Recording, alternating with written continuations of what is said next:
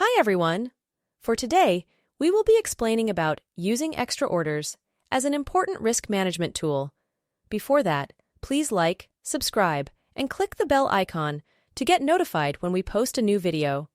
In trading, most of the time, we will never know how the market would move.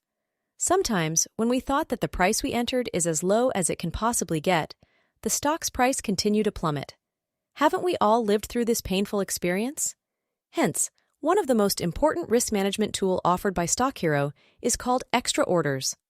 StockHero users are able to instruct the bot to execute additional trades after the first one is completed. The first trade opened by a bot is called the base order, while the additional trades are known as extra orders. Before we proceed with the explanation, there are a couple of terms that you should be aware of.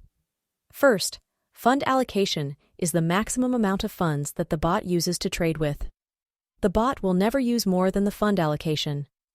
Users can configure the base order limit, which sets a percentage of the fund allocation to be used to execute the first trade.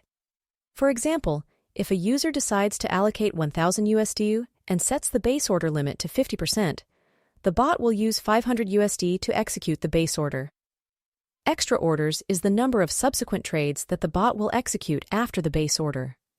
After the bot has executed the base order, the remaining fund allocation will be divided equally among the extra orders. For instance, let's assume you have set the base order limit as 50% and have configured the bot to make 2 additional extra orders. After the bot executes the base order, 50% of the fund allocation would remain. Hence, each of the subsequent extra order will deploy 25% of the fund allocation.